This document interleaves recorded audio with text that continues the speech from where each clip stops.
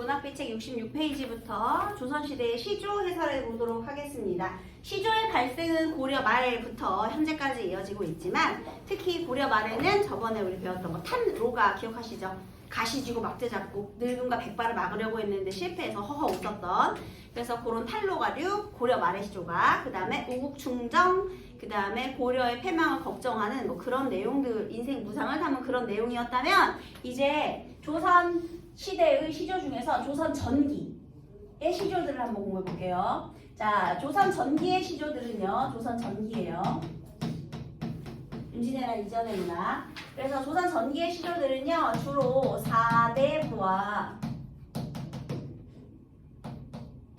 그다음에 기녀들의 시조로 이루어져 있고요. 얘들아, 사대부들은 대부분 어떤 주제로 노래를 했다고요? 맞아요. 그런 걸 이제 유교적인 추응이라고 해요. 지조나 절개를 강조한다든지 효를 강조한다든지 이런 내용. 그 다음에 또 하나는요, 자연 친화적인 삶의 태도. 만약에 내가 정치권에 있어, 벼슬을 하고 있어, 그러면 유교적 충이고요. 벼슬에서 물러났어. 그것이 이제 은퇴든 아니면은 우리 정쟁 싸움에서 져서 이렇게 좀 자연에 은거하게 되든, 관직에서 물러나면 자연 친화적인 삶의 태도를 노래했죠. 기녀들은 이제 연정. 근데 연정인데요. 기녀들의 연정은요, 일단 대상이 사대부 남성이기 때문에 대부분 이별 또는 거리감 이런 거 위주로 되어 있죠. 그래서 항상 그리움의 정서를 드러내게 되는 겁니다. 자, 그러면 여기서 이제 원천석의 시조부터 공부를 해보도록 할게요. 조선 전기의 시조긴 한데요, 고려 말의 유신이에요. 그래서 고려 말에 이제 조선으로 넘어갈 때 그때가 되겠습니다. 한번 읽어볼게요. 원천석의 시조 따라 읽으세요. 흥망이 유수하니 만월대도 추초로다. 500년 왕업이 목적에 비처시니 석양에 지나는 객이 눈물개워하노라. 맞아요. 그래서 지금 이제 고려 말에서 조선 초기가 되는 거예요. 이제 고려는 망하고 조선이 세워졌을 때 그때예요. 얘들아, 흥망. 흥하고 망하는 것은 순서가 있는 것이니, 유수라는 건 순서가 있다는 거거든요. 라는 것은, 흥하고 망하는 것은 그냥, 왜 우리 흥망성쇠는 다 돌고 도는 거잖아요. 얘들아, 세옹지마처럼. 그쵸? 그래서 순서가 있는 것이니, 망은 정해져 있는 것이지만, 이런 뜻이요. 흥하면 있고 흥하면 망함이 있고 망하면 흥하는 것이지만, 그래서 만월 때도 추초로구나 그랬어요. 얘들아, 추초가 뭐게? 추는 일단 계절 언제예요? 가을. 그 다음에 초는 뭐야? 풀이지. 얘들아, 가을의 풀이 무슨 색일까 생각해 볼래? 이게 봄의 풀이면 촉촉하겠지. 근데 가을의 풀이면 어때? 뭔가 이렇게 그래 누렇게 바랜 그런 죽은, 그러니까 시들시들한 풀이겠지. 가을 풀이니까 얘들아. 그럼 봐봐, 느낌 봐봐. 지금 만월 때는 고려 왕궁터예요. 그러면 이 만월 때 고려의 왕궁터, 고려 왕궁터에 가을 풀이 가득하대요. 일단 이렇게 잡초가 우거진 듯한 그런 고려 왕궁터가 상상이 됐죠? 일단 얘는 시각적인 신상. 그리고 이 가을의 쓸쓸함이 우리 시적 화자의 쓸쓸함을 더욱더 증가시켰어요. 얘들아, 이렇게 화자의 정서를 심화시킨 소재 뭐라고 하죠? 뭐라고요? 내가 원래도 기분이 나라가 망해서 안 좋은데요, 아우 잡초 우거진 걸 보면서 쓸쓸한 비애감이 더욱더 심화됐어요. 이러한 소재 뭐라고 해요? 화자의 정서를 심화시킨 소재는 객관적 상관물이라고 하는 거예요. 자, 그 다음에요, 500년 왕업이 목적에 붙였으니 500년 왕업, 무슨 왕조 500년? 고려 왕조가 이번에 목적인데요. 목적이라는 것은 목동의 피리 소리예요. 목동이 부는 피리. 얘들아, 이 목적에 붙여 있으니 얘도 뭐겠니? 목동의 피리 소리가 어떻게 들린다는 거야? 뭐 이렇게 좀 쓸쓸한 그런 노래였겠지, 그치? 그래서 목동의 피리 소리에만 남아있으니 이렇게 되겠네요. 얘들아, 얘네들은 무슨 심상이죠? 청각. 시각과 청각을 이용해서 뭘 드러내는 거예요? 고려 왕조가 망했잖아요. 그러니까 쓸쓸함을 드러내는 것이죠. 얘들아, 너네 혹시 나라 망한 탄식을 뭐라고 하는지 아니? 보리가 가득한데, 잡초가 가득한데 그걸 베어줄 인재가 없어서 탄식한다. 그게 뭐라고요? 맥수지탄 되겠습니다. 보리 맥이에요. 맥수지탄. 자, 그래서요, 이거 500년 왕업이라는 것이 다 고려 왕조죠. 고려 왕조의 이런 운명은 목동의 피리 소리에만 들려있다. 그러니까 구슬픈 이 고려 왕조들의 그런 슬픈 사연은 피리 소리에나 남아있지 사라지고 없다는 거잖아. 그치? 자, 일단은 소리도 뭔가 쓸쓸함을 더해주고 가을의 풀들도 쓸쓸함을 더해주고 그래서 얘네들이 객관적 상징 역할을 하는 거고 시각적, 청각적으로 드러내고요. 결국 인생 무상이네. 그죠? 얼마나 쓸쓸하냐. 남아있는 게 없으니까. 지금은 조선이 건국을 했으니까. 그 다음에 석양에 지나는 계기. 얘들아, 여기서 석양은요 시간적 배경을 알려주는 소재거든요. 근데 얘가 중의적인 표현 방법을 드러내요. 석양. 얘가 왜 중의적이냐. 첫 번째, 시간적인 배경을 알려주는 해질무렵. 그 다음 두 번째, 보통 해가 나라의 운명을 상징한다고 보면 어느 시기일까요? 고려의 몰락. 이렇게 두 가지 의미를 다 드러내요. 석양. 알겠죠? 석양에 지나가는 객이. 얘들아, 객은 손님인데요. 객 몇 인칭이게? 객 몇 인칭이야? 1, 2, 3 중에서. 정민아 몇 인칭이야? 네? 객 몇 인칭이야? 아, 이거는 그렇지, 3인칭이지. 무조건 3인칭이지. 그치? 네. 근데 객이 화자잖아요. 그럼 자기 자신을 어떻게 한 거야? 객관한 거예요. 그 예를 들면 정민이가 나는이라고 하지 않고 정민이는 지금 배가 고픕니다. 이렇게 말하는 거랑 똑같은 거야 지금. 자기 자신을 3인칭만 했죠. 왜 그래? 객관적으로 드러내려고. 다시요. 여기에 있는 이 객이라는 표현이 얘가 이제 화자거든요. 근데 화자 자신을 3인칭으로 화자를 본인을 3인칭으로 표현하고 있어요. 그래서요. 좀 더 객관적으로 드러내려고 합니다. 그래서 지나는 손님이 눈물겨워한다. 자, 눈물겨워한다. 고려 왕조의 몰락에 대한 탄식이 되겠죠. 고려가 망해서 슬프다. 이거를 객관적으로 드러내고 있어요. 그래서 여기에 전체적인 주제는 맥수지탄 되겠습니다. 나라 망한 탄식. 근데 여기서 요거 객이라는 표현이 중요해요. 본인 자신을 객관화해서 3인칭 표현을 통해 객관적으로 드러내고자 했다. 이렇게. 이제는 조선 사람이니까 손님일 수 있겠지, 얘들아. 왜냐면 고려 왕조는 망했으니까 그 입장에서 자기는 손님이 돼버린 게 맞아요. 자, 이제 원천석의 시조. 또 원천석이에요. 눈 맞아 휘어진 해를.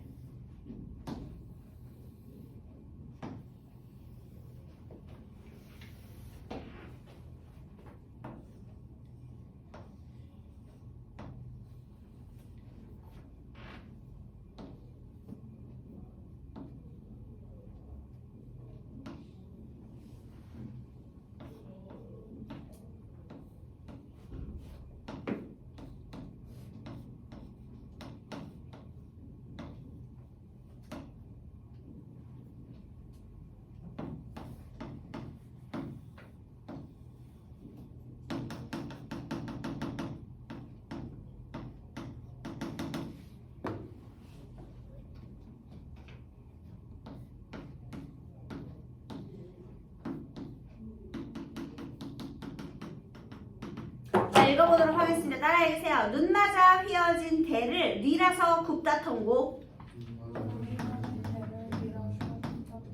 굽을 절이면 눈 속에 풀을 쏘냐. 아마도 새한 고절은 너뿐인가 하노라. 자, 지금 눈이 내렸으니까 계절적 배경은 언제예요?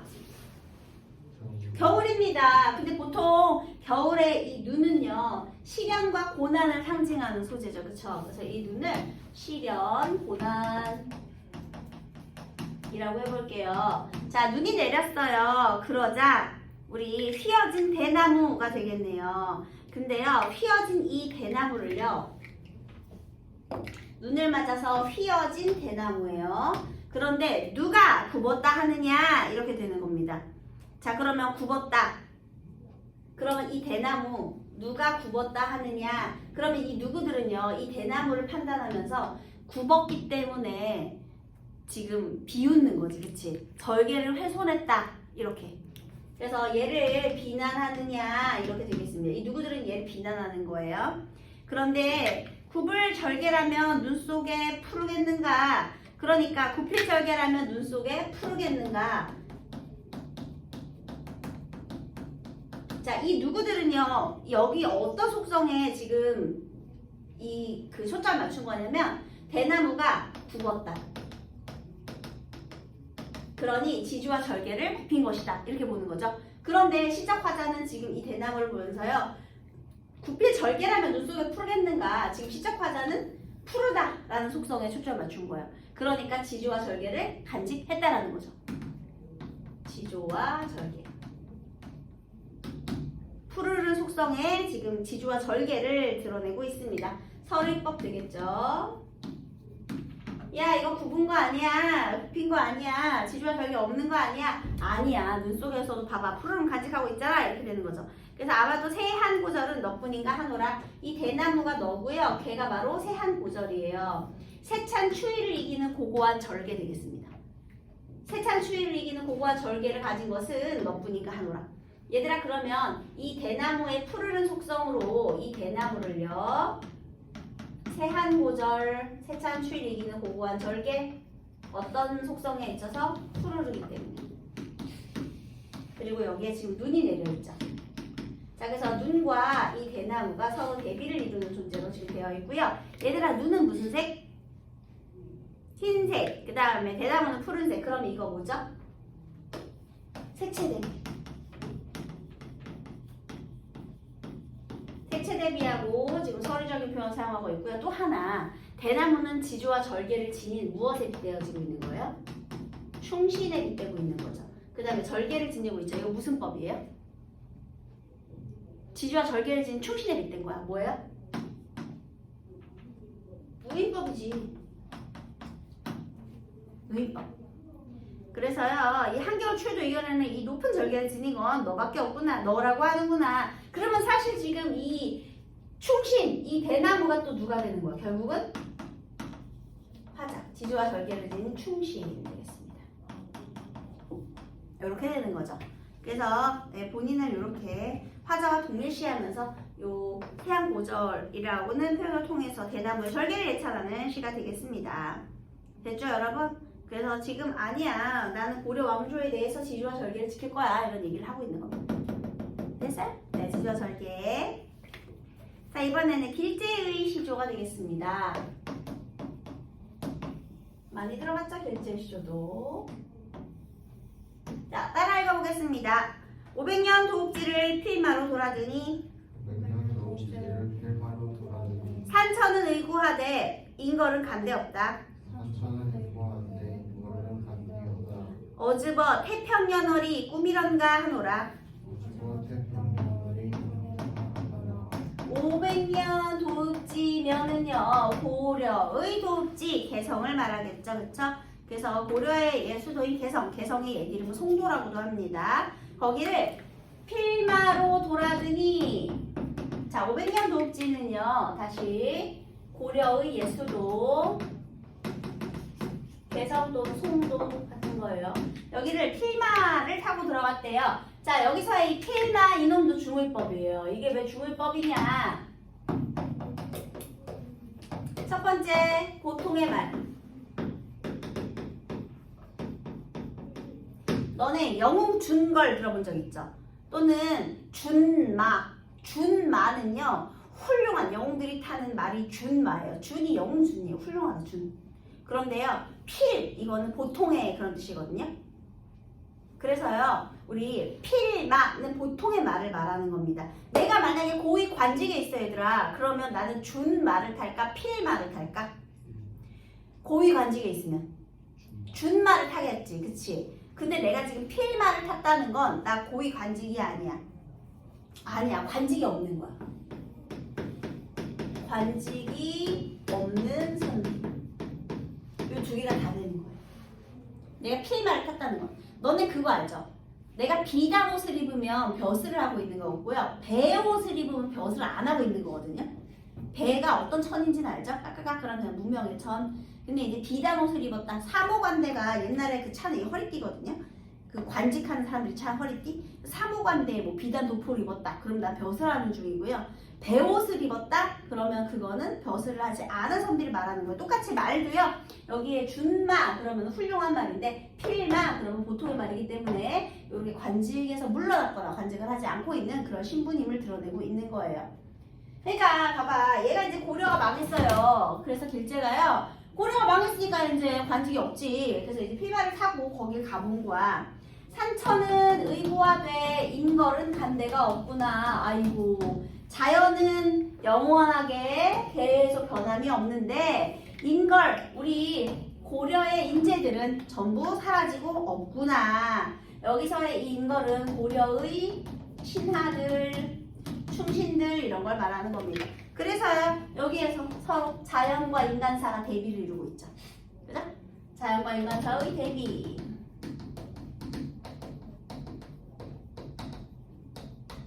자연에 대한 대비도 드러나고 있고요. 그래서 아이고 어즈버 감탄사죠.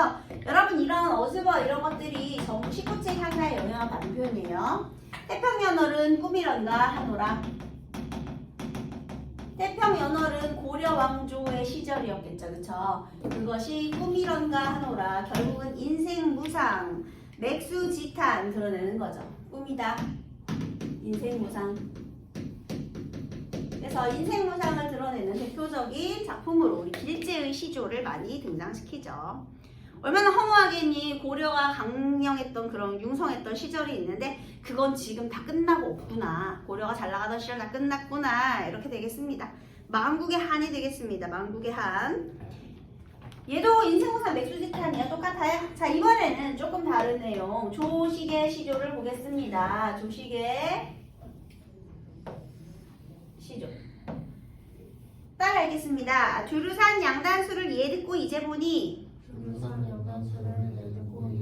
도화 뜬 맑은 물에 사냥조차 잠겼세라. 아이야 무릉이 어디뇨 나는 옌가 하노라. 주르산이 지리산이에요 여러분. 지리산. 주르산 지리산 양단수 양갈래로 흐르는 물이 되겠습니다. 자, 얘 지리산에요. 되게 유명한 곳이 있대요. 여기 이렇게 폭포가 내려오는데 그 폭포가 이렇게 좀 양갈래로 이렇게 흐르나 봐. 이렇게. 이게 그 지리산 양단수, 그 유명한 지리산의 양단수 되겠습니다. 이 지리산의 양단수를요, 옛날에 듣고 이제야 보게 되었대요. 옛날에 듣고, 그러면 옛날에는 들었어. 이제야 봤대요. 그럼 실제로 경험을 한 거죠.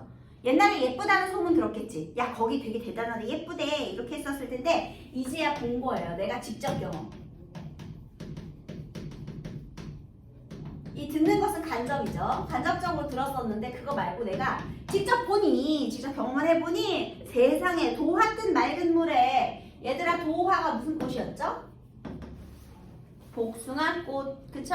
그 선생님이 이 복숭아꽃은 신선세계의 상징이라고 했잖아요. 무릉도원의 이미지. 이 도화, 복숭아꽃이 뜬 맑은 물에 산의 그림자가 잠겨있구나. 그래서 여기에 이 흐르는 물에요. 막 지금 꽃잎도 떠오고요. 그 다음에 여기서 막 아름다운 산 그림자가 막 봄이니까 막 알록달록한 꽃들의 색이 있을 거 아닙니까? 근데 그 그림자가 막 비쳐있대요. 엄청 예쁘겠죠? 그쵸? 잠겨있구나. 아이야 무릉이 어디냐? 나는 여기인가 하노라. 이렇게 되겠습니다. 누가 봐도 이 지리산 양단수의 아름다움을 무릉도원에 빗대어서 예찬하는 것이죠. 자연을 즐기며 예찬하는 태도가 되겠습니다. 여기가 바로 무릉도원이구나. 엄청난 만족감이죠. 그래서 영탄적인 어조로 자연을 예찬하면서 자연 친화적인 정서를 드러내고 있죠. 그래서 자연의 아름다움, 풍류를 즐기는 대표적인 작품이 되겠습니다. 너네들이 왜 있잖아요. 다음 주 화자의 정서가 유사한 것을 골라라 라고 했을 때 인생무상의 주제 나오면 딱 이런 거. 그죠? 우국지정 이런 거. 그 다음 자연 친화적인 풍류 그러면 조식의 시조 이렇게 딱 골라주시면 되겠습니다. 물론 얘도 맥주시탄 3개죠. 이렇게 같이 조식은 깨겠습니다. 자, 그 다음에요. 우리 그 1번을 보시면 가에 대한 설명으로 적절하지 않은 건 몇 번입니까? 2번이지? 풍자가 뭔데 얘들아? 비웃음이지? 비웃음 있어요? 아니요. 그래서 안 돼요. 청각적 이미지, 그 다음에 역사적 배경, 중첩 이거예요. 석연. 그 다음에 나라를 잃은 슬픔, 또 현재에서 과거를 돌아보는 회고적 자세가 되겠죠. 이제 고려 왕조의 멸망을 돌아보는 거죠. 그 다음에 가야 화자를 주인공으로 해서 소설을 썼을 때 틀린 내용을 골라보래요. 정답 몇 번? 그래, 여기 저항하고 적극적인 그런 장면 없죠. 예, 소극적이죠. 그 다음에 나에 대한 설명으로 적절한 것은? 그렇지. 왜 상징이에요? 대나무를 지주와 절개의 상징으로 표현했기 때문에 그렇습니다. 자, 그 다음에 이제 여기에 있는 거 한번 볼게요. 여기 시조가 있는데요. 요런 게 중요하죠. 항상 이렇게 선택지로 나오는 시조들이 또 중요해요. 자, 눈의 상징적인 의미는 시련이나 고난, 부정적인 의미 고르면 되거든요. 자, 부정적인 의미를 가지는 시어를 한번 볼게요. 1번 정몽주의 어머니예요. 여러분 정몽주 어떤 사람인지 아시죠? 고려의 마지막까지 지주와 절개를 지키다가 우리 그 화살에 숨지신 바로 그 고려의 충신 아니겠습니까? 그죠? 예. 자, 그래서 볼게요. 까마귀 싸우는 고래 백로야 가지 마라. 성낸 까마귀가 흰빛을 세우나니, 세우는 시샘하는 거예요. 성난 까마귀가 흰빛을 시샘하니 맑은 강에 좋게 씻은 몸을 더럽힐까 하노라. 얘들아, 그러면 여기서요. 까마귀는 항상 싸우고 있대요. 그 정몽주 엄마 입장에서 까마귀가 누구겠니? 이성계일파겠죠. 그럼 백로는 뭐가 되겠어? 정몽주 고려의 충신들. 벌써 까마귀 부정적인 거네. 그래서 우리 까마귀가 흰빛을 시샘해서 해칠까 두렵구나 이렇게 되는 거죠. 정몽주의 어머니가요. 얘들아 그거 아니? 정몽주가 이제 그 이방원의 그 문병을 가다가 그 화살을 맞은 거잖아요. 그치? 근데 그 전날 밤에 꿈을 꿨는데 꿈자리가 너무 안 좋았대. 그래서 이 시를 써서 보냈대요. 죽기 전날 밤에. 전날에. 근데 이제 알겠습니다. 어머니가 이제 걱정을 해가지고 이렇게 가지 말라고 쓴 거잖아. 근데 괜찮다고 그래도 아픈데 문병원 가야 되지 않겠냐 하고 갔는데 변을 당한 거죠. 이런 비화가 숨어 있습니다. 부정적인 세력이니까 그냥 정답 1번입니다. 얘들아. 그지? 자, 그 다음에 2번도 해석해볼게요. 송순의 시조예요. 따라해 계세요. 풍상이 섞어친 날에 갓피운 황국화를 한번 읽어보세요. 근본에 가득 담아 옥당에 보내오니 도리야 꽂힌 양말아 님의 뜻을 알게라. 얘들아 풍상은 뭔지 알겠죠? 뭐예요? 바람과 서리 풍상. 얘들아 풍상은 세모해야지. 이게 시련과 고난이지. 그지? 그게 막 섞어친 날에 갓 피운 황국화예요. 노란 국화꽃. 그럼 얘들아 국화꽃은 어떤 의미겠니? 시련을 이겨낸 존재가 되겠지. 그치? 그러니까 정반대의 뜻이죠. 어쨌든 시련을 이겨낸 이 존재를요. 금분은 금화분이에요. 금화분에 가득 담아 옥당으로 보내주시니 자 송순이 일하는 곳이 옥당이거든요. 그러니까 이 비서실로 보내주시니 도리야 꽂힌 척하지 마라. 님의 뜻을 내가 알겠구나. 그럼 누가 보낸 거야? 이 금화분은. 누가 보냈어? 님이 보내신 거야. 자 송순의 님은 누구겠니? 임금님이지. 누구야? 사대부니까 얘들아. 그러면 봐봐. 도리는요. 도가 선생님이 아까 무슨 꽃이라 그랬어? 복숭아꽃, 리. 이화꽃은 뭐였어요? 백꽃이죠. 한마디로 복숭아꽃, 백꽃은 봄에 쉽게 피고 쉽게 지는 꽃이거든요.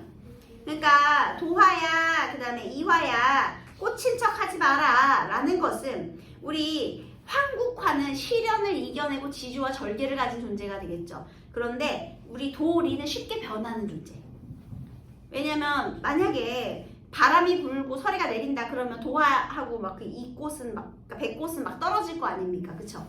그러니까 쟤는 쉽게 변절하는 존재, 그리고 황국화는 쉽게 변하지 않는 지주와 절개를 하는 충신이 되고요. 그걸 누가 보냈냐면 님이 보낸 거예요. 그러니까 지금 시절이 너무 흉흉하고 단파 싸움이 너무 심하니 조금만 참고 견뎌봐라. 변절하지 말고 좀 견뎌라. 이런 의미가 되겠죠. 왕의 입장에서. 그래서요. 자, 여러분 이거 되게 중요해요. 송수는요. 이거 자연 친화적인 삶의 태도를 노래한 거예요? 아니지. 황국화가 뭐라고? 지주와 절개의 상징이라고. 그러면 얘는 자연 친화 아니죠. 게다가 이별가 아니죠. 오히려 지주와 절개를 강조하는 충신의 자세를 말하는 거죠. 이거 되게 중요해요. 얘가 낚시로 많이 나옵니다. 이 송순의 시조는요, 이별의 정황과도 관련이 없고 자연 풍류와도 관련이 없어요. 그래서 이 님의 뜻은 지주와 절개를 지켜라 라는 뜻으로 보내신 걸 내가 알겠구나 이런 뜻이다. 이거 꼭 기억해 두세요. 알겠죠? 자, 그 다음에요. 조식의 시조는요, 이 듀르산 양단수 2분이거든요. 선생님이 그냥 읽어볼게요. 삼동은 한겨울이죠. 배옷 입고, 얘들아 배옷에다가 네모해봐. 얘들아 배옷, 내가 겨울을 배옷 입고 지냈대. 선생님이 아까 배옷을 입었다는 건 관직에 나아간 적이 없다라는 거죠. 거기 관직 X라고 적으세요. 눈 올 때 배옷 입고 그 다음에 동굴에서 눈비 맞아가면서 구름 낀 볕조차도 쬐은 적이 없다. 얘들아 그럼 볕엔 동그라미 해보세요. 볕은 햇볕이거든요. 여러분 임금의 은총을 말하는 거예요. 그런데 구름이 낀 은총조차도 쬐은 적이 없다라는 건 임금님의 은혜를 직접 맞은 적이 없다는 거죠. 왜냐면 난 겨울에 있었고 동굴에 있었으니까. 라는 것은 관직에 한 번이라도 나아간 적이 있다 없다? 없다. 그래서 볕에다가는 임금의 은총 쓰시고요. 구름 낀 볕조차도 쐰 적이 없다라는 것은 관직 X 쓰시면 되겠습니다. 관직에 나아간 적이 없는 거예요. 그러니까 임금님을 직접 뵌 적은 없지만 서산에 해가 졌다 하니 눈물겨워하는구나. 그런데 서산에 해가 졌다? 이거 뭘까? 임금님이 돌아가신 거겠죠. 사실 단종의 죽음을 슬퍼하는 노래예요. 내가 벼슬에 나간 적도 없고 본 적도 없어. 근데 사대부로서 이제 단종 임금님께서 승하하셨다고 하니 슬프구나 이런 내용이 되겠습니다. 그래서 얘는 무슨 내용이에요? 왕의 승하를 슬퍼하는 노래가 되겠습니다. 그 다음에요. 이 이항복의 시주인데요. 천령 높은 봉을 쉬어넘는 저 구름아 고신월루, 얘들아 고신월루에다 적어보세요. 외로운 신하의 원통한 눈물 적으세요. 고신월루는요, 외로운 신하의 원통한 눈물 되겠습니다. 외로운 신하의 원통한 눈물을 비삼아 띄어다가 님 계신 구중심처에 뿌려본들 어떠리. 얘들아 그럼 구름이 어떤 역할을 해? 내 눈물을 임한테 전달하는 역할을 하죠. 그러면 구름은 화자의 마음을 전달하는 매개체가 됩니다. 적으세요. 구름, 화자의 마음을 전달하는 매개체. 그럼 천령 높은 봉우리는 뭐야? 님과 나 사이의 장애물이지. 그만큼 높은 장애물이 있는 거예요. 구름도 쉬어 넘어야 될 정도로. 그 높은 장애물을 구름이 건너다가 님에게 내 마음 좀 전해다오 라는 거죠. 어떤 마음? 원통한 눈물. 얘들아 여기서 시적 화자의 정서가 직접적으로 제시되었게 간접적으로 제시되었게? 직접적으로 제시가 되어 있어요. 왜냐면 원통하다고 했으니까. 원루잖아. 원루. 그러니까 우리가 이게 한글로 안 써있고 한자로 쓰여 있으니까 잘 빨리빨리 감이 안 오죠? 근데 이거 직접적으로 제시한 거예요. 원통하다고 했으니까. 이 원통하다가 본인의 감정을 직접 제시한 단어가 되겠습니다. 자, 김종서는 김종서 대장군. 삭풍은 나무 끝에 불고 명월은 눈 속에 찬데 한겨울에 만리변성에 큰 검을 잡고 서서 긴 휘파람 큰 소리에 거칠 것이 없구나. 얘는 그냥 대장부의 기계예요, 여러분. 대장부의 기계. 그 다음 5번 성산문의 시조. 이건 또 여러분 잘 아는 시조죠. 내가 죽어서 뭐가 될 거 아니. 봉래산 제일봉에 낙락장송이 되어 큰 소나무가 되어 흰 눈이 온 세상에 가득해도 혼자 푸르름을 간직하겠다. 그러면 화자가 뭐야? 낙락장송이죠. 지조와 절개를 지닌 본인 자신, 충신 되겠습니다. 성산문 대표적인 사육신 중에 한 명이죠, 여러분. 그래서 단종에 대한 의리를 지키고 단종을 복위하려다가 실패하고 사형장에 끌려가서 이런 노래를 불렀다고 합니다. 적절한 거. 자, 나와 한번 비교를 해보세요. 그럼 여기서 대나무의 지조와 절개를 빗댔고 여기는 소나무의 지조와 절개를 빗댔네요. 우리 정답은 몇 번일까요? 1번 우의적인 표현을 통한 주제의 형상화 되겠습니다. 자, 여러분 여기서요. 일단 정답을 한번 골라보세요. 6번에서요. 몇 번이에요? 그래, 맥술지탄인데요. 이거 다 한번 볼까요? 비육지탄이라는 거는요, 재능을 발휘할 때를 얻지 못하는 탄식이에요. 기회가 없으면 탄식하는 거예요. 비육지탄. 내가 재능을 발휘할 기회가 없으면 한다는. 그 다음에 고분지타는요, 아내의 죽음을 한탄하는 겁니다. 아내의 죽음 한탄. 만실지타는요, 때가 늦어서 기회를 놓쳤을 때 하는 탄식이에요. 비옥지타는 기회가 없어서 탄식하는 거고, 만실지타는 기회를 놓쳐서 탄식하는 거고, 맥소지타는 나라 잃은 탄식, 풍수지타는 효를 다하지 못한 탄식이 되겠습니다.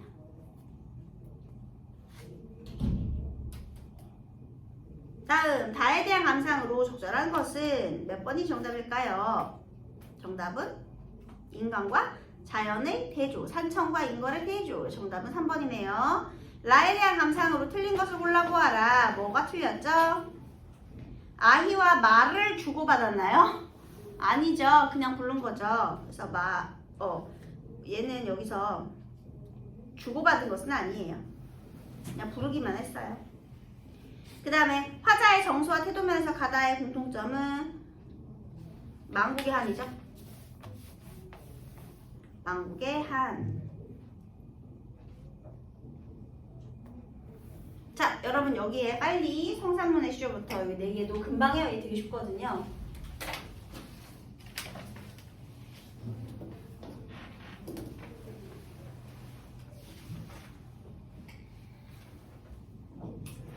보도록 하겠습니다. 자, 지금 여러분 여기에 나온 거는요, 정철 빼고 성산문과 이계의 시조는요 전부 다 계유정난을 바탕으로 하고 있어요. 계유는 일어난 세조의 왕위찬탈 사건이 되겠죠. 세종에게 두 아들이 있었어요. 문종과 수양대군. 문종의 아들인 단종이 왕이 됐는데 얘가 3년 만에 죽어버렸어. 그래서 단종이 그때 왕이 됐는데 12살밖에 되지 않았다고 합니다. 그런데요, 수양대군이었던 이 둘째 아들, 그러니까 삼촌이죠. 삼촌이 단종을 폐위시키고 세조가 된 사건이 되겠죠. 그러니까 세조의 왕위 찬탈 사건을 우리가 계유정난이라고 불러주는 거예요. 자, 그러면 얘들아, 얘가 무슨 문제가 있었던 게 아니라 이거 어떻게 보면 쿠데타를 일으킨 거지, 얘들아. 그러니 유신들이 가만히 있겠니? 삼촌이 조카의 왕위를 뺏은 거야 지금. 난리가 났겠지. 그래서 그때 의리를 지킨 사람들 중에 목숨을 바쳐 죽어서 의리를 지키면 사육신, 그 다음에 살아서 끝까지 의리를 지키면 생육신이라고 하죠. 여러분이 알고 있는 대표적인 성산문, 이계 이런 사람들은 전부 사육신, 그 다음에 김시습 이런 사람들이 생육신 되겠습니다. 그래서 다 이때가 배경인데요. 그 중에서 성산문, 단종 복위를 꿈꾸던 사람 중에요. 예, 여기 아주 유명한 사람들, 성산문의 시조 한번 보도록 하겠습니다. 선생님이 그냥 이거 빠르게 볼게요. 수양산을 바라보며 이제를 하나노라. 다 배웠던 거라 쉽게 할 수 있어요. 굶주려 죽을지언정 채미를 해서야 되겠는가. 아무리 푸세할 것인들 그 누구의 땅에서 났느냐 라고 했습니다. 자, 이거 전부 중위법이죠. 그죠? 어떻게 중위법이냐면요, 여기서 이 수양산이라는 건요, 백의와 숙제의 은거지.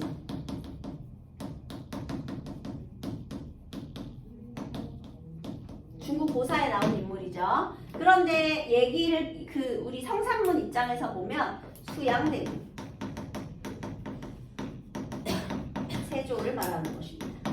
그래서 이제를 한탄하노라. 자, 채미, 굶주려 죽을지언정 채미를 해서야 되겠는가. 이 이제가요, 여기 은거지 수양산에서요, 고사리를 먹고 살았대요. 그런데 이 남은 신하들에게 물어보는 거예요. 야, 너네 어쨌든 이렇게 해서 살아났다는 거잖아. 그런데 이 수양산을 보면서 이제를 하는 거야. 왜? 남은 니네 신하들 세조가 주는 녹봉으로 살고 있잖아. 세조의 녹봉을 받을. 한마디로 니네 먹고 살게 하는 그 월급 누가 주는 거야? 세조가 주는 거 아니야? 그것도 받지 말아야 하는 거 아니야? 이렇게 말하는 거죠. 그래서 비록 푸세라는 건 별거 없는 것이라도 그 누구의 땅에서 났느냐인데요. 사실 이 백의와 숙제는 이제 그 은나라 사람이에요. 그런데 이 은나라를 멸망시킨 이 백의와 숙제의 이 사람들은요, 은나라에서 주나라로 바뀔 때 이 주나라의 욕을 피해서 이 이 은나라에 대한 지조와 절개를 지키기 위해 수양산에 은거한 거거든요. 그러니까 주나라의 왕. 그 누구라는 건 주나라의 왕. 여기는 세조. 이렇게 그 누구의 땅에서 났느냐 이렇게 되는 거죠. 자, 그래서 여러분 여기에 지금 여기에 있는 것들이 전부 선생님이 중의법이라고 했는데요.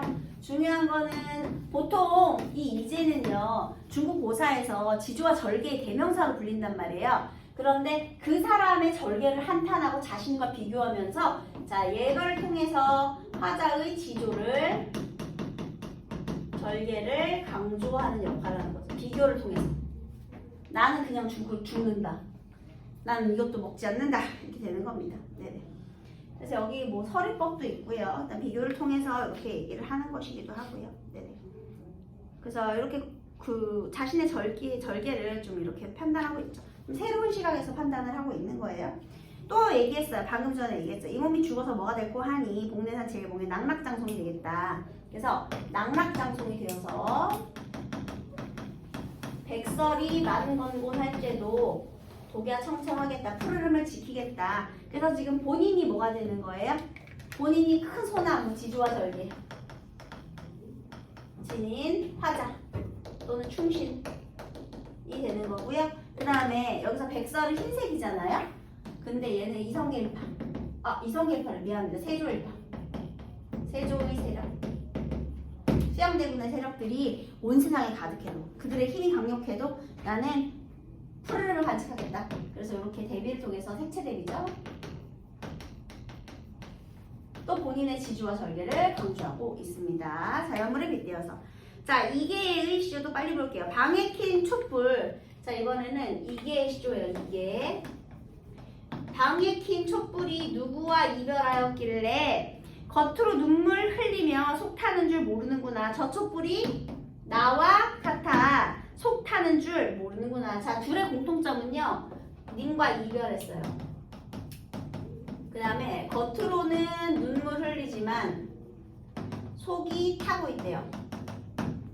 그래서 이게 공통점이래. 그러면요. 이 나와 촛불이 서로 같다. 화자의 감정이 이익된 소재다라고 볼 수 있겠죠. 그 다음에 여기서의 님은 단종을 말하는 거예요. 그래서 이 애끓이는 막 왜냐면 촛농이 이렇게 떨어지잖아요. 촛농 떨어지는데 심지가 다 타들어가잖아. 자기 자신을 태워서 지금 몸을 녹여서 울고 있는 거잖아요. 그러니까 그런 초에다가 자기 자신을 빗댄 내용이 되겠습니다. 그래서 방 안의 촛불도요. 이 감정이입을 통해서 단종과의 이별을 슬퍼하는 그런 내용을 전하고 있어요. 그다음에 정철의 시조는요. 내 마음을 잘라내서 별달을 만들고 싶대요. 그러면 정철에게 있어서 내 마음은 별과 달이에요. 또 별, 달은 내 마음을 드러내는 소재가 되겠네요. 구만리 높은 하늘에 환하게 걸어놓고 고운님 계신 곳에 가서 비춰보고 싶구나. 얘는 님에 대한 연군 지정을 드러내는 거네요. 역시나 여기 저희 님은 임금님, 이때는 선조예요. 여러분. 정철의 임금은 선조입니다. 그래서 여기서는 이제 자신의 마음을 전달하는 매개체로서의 별과 달을 이야기하고 있네요. 여기 8번까지 문제 풀고 채점 해보시기 바라겠습니다.